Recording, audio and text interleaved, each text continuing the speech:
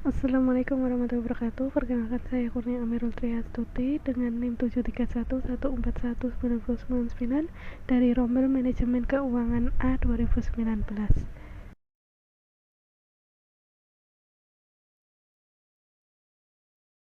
Pada kesempatan kali ini saya akan mempresentasikan mengenai analisis fundamental dan analisis teknikal yang saya lakukan pada PT Industri Jamu dan Farmasi Sidomuncul Tbk atau Sidomuncul dan PT Bank Pembangunan Daerah Jawa Timur Tbk atau Bank Jatim.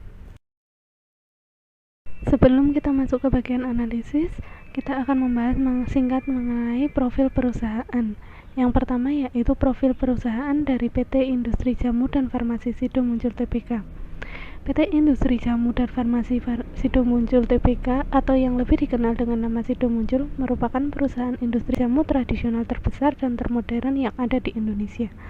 Perusahaan yang dulunya hanya sebuah industri jamu rumahan yang dibuat oleh Ibu Rahmat atau Gojing Nio, kini sudah mampu memproduksi lebih dari 300 jenis produk dan memiliki 104 titik saluran distribusi, bahkan sudah mampu menembus pasar dunia. Yang selanjutnya itu merupakan profil PT Bank Pembangunan Daerah Jawa Timur Tbk.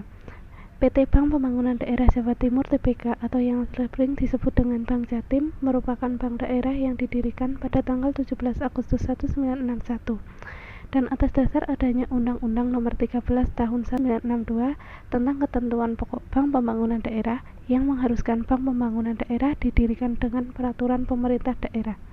Maka pemerintah daerah tingkat 1 Jawa Timur mengeluarkan peraturan daerah nomor 2 tahun 1976 tentang pembentukan Bank Pembangunan Daerah Jawa Timur.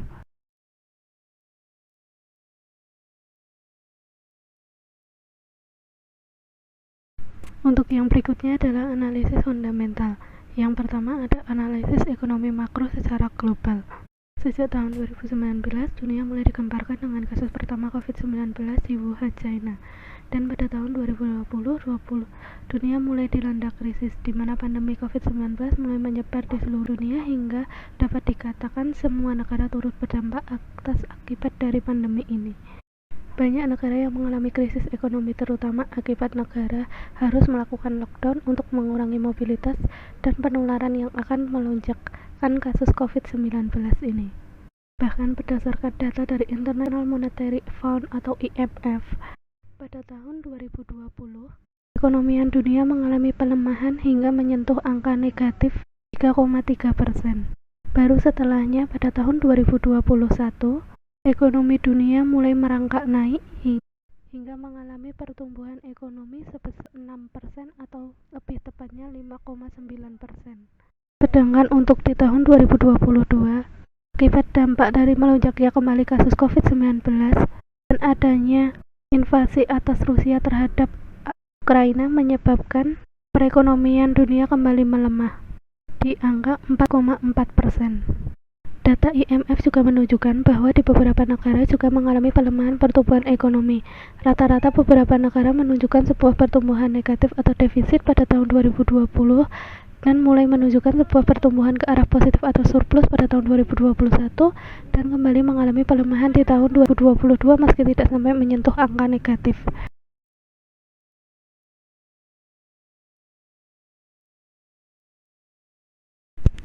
Analisis yang selanjutnya yaitu analisis ekonomi makro Indonesia. Adanya dampak krisis global juga turut berimbas pada pertumbuhan ekonomi Indonesia. Hal ini dibuktikan data dari Badan Pusat Statistik atau BPS, di mana berdasarkan data tahunan, maka jika nilai dibandingkan dengan pertumbuhan ekonomi pada triwulan pertama tahun 2021, maka pada triwulan pertama 2022 ini Indonesia berhasil mencatat pertumbuhan ekonomi dari negatif 0,7% menjadi 5,01%. Nilai ini diperoleh berdasarkan perhitungan produk domestik bruto atau PDB.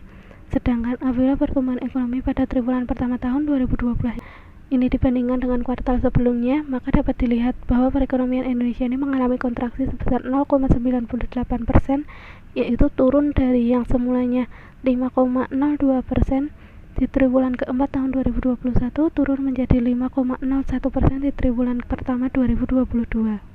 Berdasarkan chart dapat diketahui PDB Indonesia tetap mengalami pertumbuhan atau surplus, akibatnya dipengaruhi oleh adanya peningkatan signifikan pada lapangan usaha transportasi dan pergudangan sebesar 15,79%, yang kemudian diikuti dengan lapangan usaha informasi dan komunikasi sebesar 7,4%, perdagangan atau repair mobil dan motor sebesar 5,71%, industri pengolahan sebesar 5,07%, dan lapangan konstruksi sebesar 4,83%.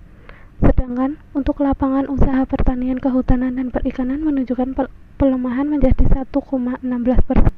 Lapangan usaha pertambangan dan penggalian 3,82%, jasa kesehatan dan kegiatan sosial 4,38%, dan lapangan usaha lainnya sebesar 4,86%.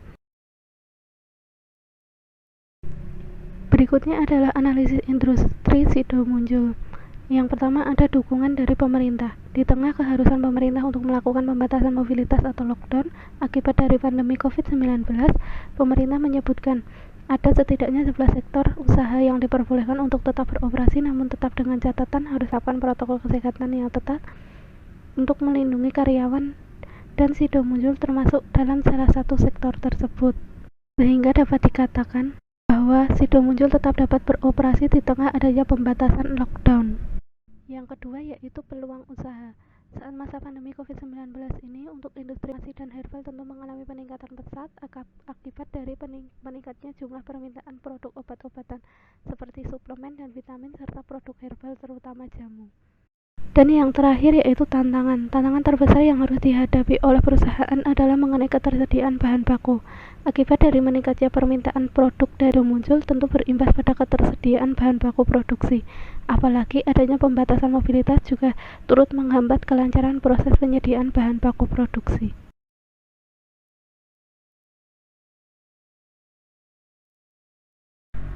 Yang berikutnya adalah analisis finansial SIDO muncul. Yang pertama ada profitabilitas. Dilihat dari ikhtisar keuangan perusahaan, SIDO muncul selama tahun 2017 hingga tahun 2021 berhasil mencatatkan kenaikan pada penjualan bersih perusahaan. Hal ini juga berimbas pada peningkatan laba tahun berjalan. Laba tahun berjalan selama setahun, SIDO muncul sejak tahun 2017 hingga 2021 ini juga selalu menunjukkan sebuah tren yang naik. Jadi dapat dikatakan bahwa perusahaan SIDO muncul merupakan perusahaan yang baik dari segi keuangan perusahaan karena dalam periode 5 tahun terakhir SIDO muncul berhasil mencatatkan peningkatan. Yang kedua yaitu earning per share atau EPS. Dari ikhtisar keuangan tersebut diketahui juga bahwa EPS dari SIDO muncul ini mengalami peningkatan dari tahun ke tahun sejak tahun 2017 hingga tahun 2021. Bahkan pada tahun 2021 muncul EPS yang berhasil dicapai oleh SIDO muncul ini sebesar 42,28.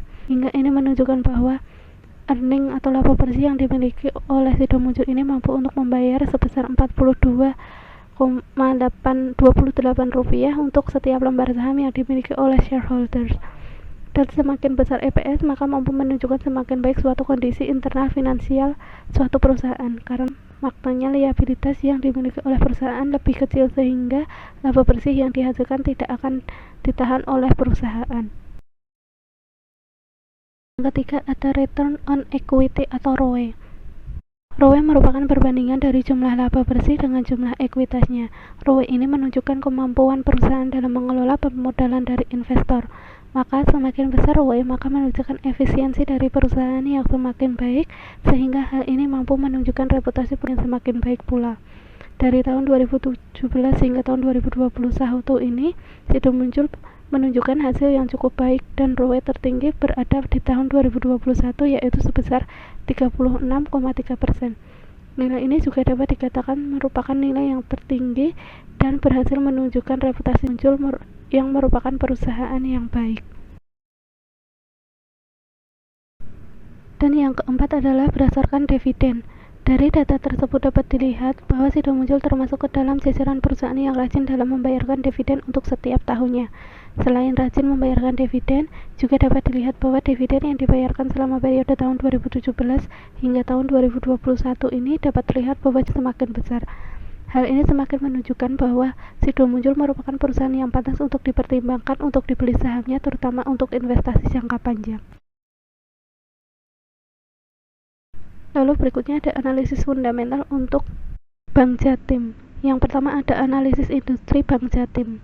Selaras dengan kondisi perekonomian global dan juga perekonomian nasional, perkembangan perekonomian pada industri perbankan khususnya sebagian besar juga turut dipengaruhi oleh pandemi COVID-19. Namun ketahanan keuangan tetap resilient, sebagaimana yang telah ditunjukkan oleh rasio kecukupan modal atau KAR perbankan yang tetap menunjukkan posisi yang kuat, yaitu sebesar 25,59%. Rasio NPL sebesar 3% dan juga likuiditas perbankan yang masih longgar yaitu sebesar 33,53%. Pada data tersebut, diketahui bahwa secara umum dapat dikatakan bahwa kinerja utama Bank Jatim pada periode November tumbuh positif dan menunjukkan nilai yang lebih tinggi jika dibandingkan dengan perkembangan industri perbankan, terutama untuk kinerja aset yaitu 18,31% dan juga kinerja DK yaitu 19,58%. Namun terjadi hal yang berbeda pada kinerja kredit Bank Jatim yang menunjukkan sebuah penurunan. Hal ini dianggap wajar karena adanya pengaruh COVID-19 yang turut mempengaruhi tren konsumsi masyarakat. Dan untuk mengatasi masalah tersebut, maka Bank Jatim melakukan beberapa strategi yang dilakukan untuk mendorong pertumbuhan kredit, terutama di antaranya adalah dengan melakukan pertumbuhan penyaluran kredit selektif dan menyasar pada sektor-sektor ekonomi yang potensial. Selain itu, strategi lain yang dilakukan oleh Bank Jatim untuk mendorong pertumbuhan kredit adalah dengan melakukan restrukturisasi kredit debitur yang terdampak COVID-19. Selanjutnya yaitu analisis finansial Bank Jatim. Yang pertama ada profitabilitas.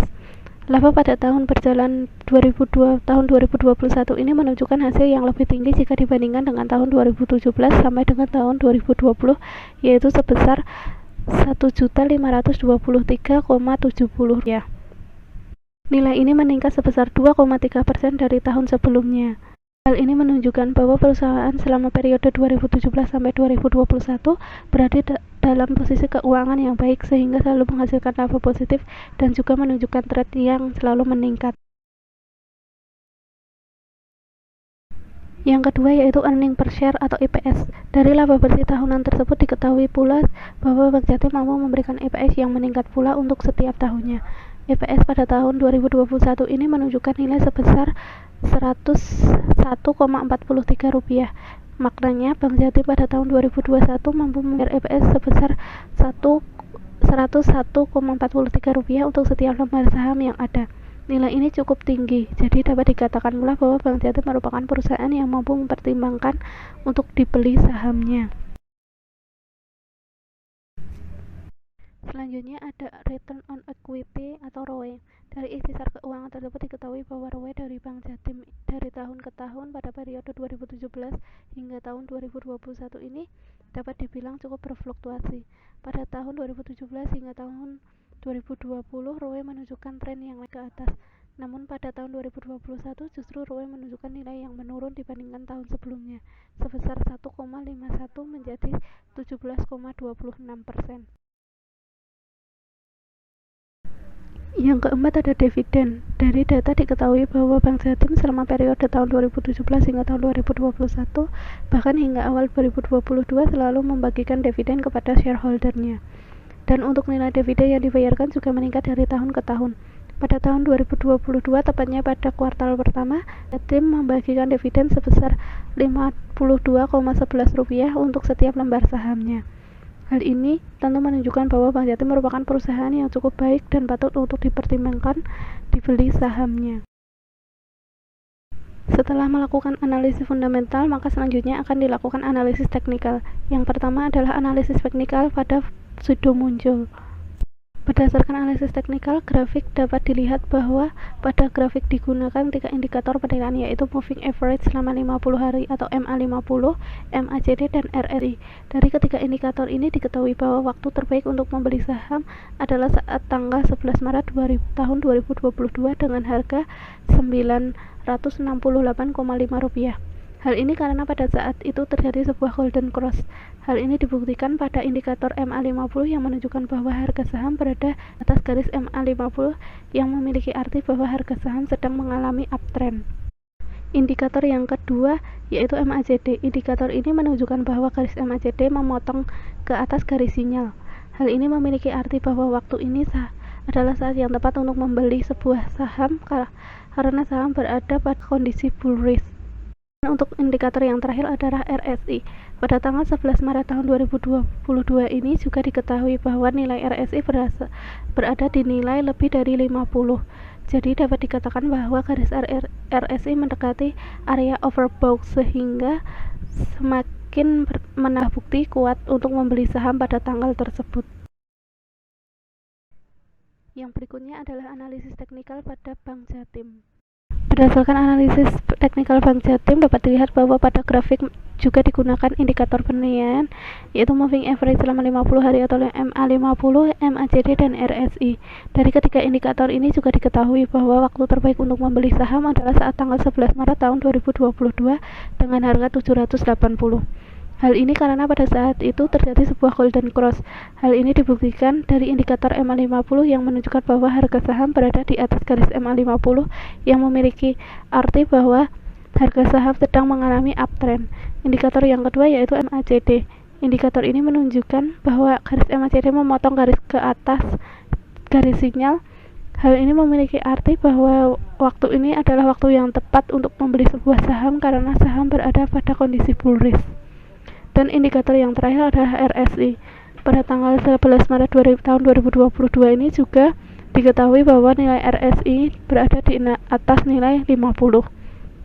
Jadi dapat dikatakan bahwa garis RSI mendekati area overbought sehingga semakin menambah bukti kuat untuk membeli saham pada tanggal tersebut, sama seperti pada analisis teknikal Sido muncul.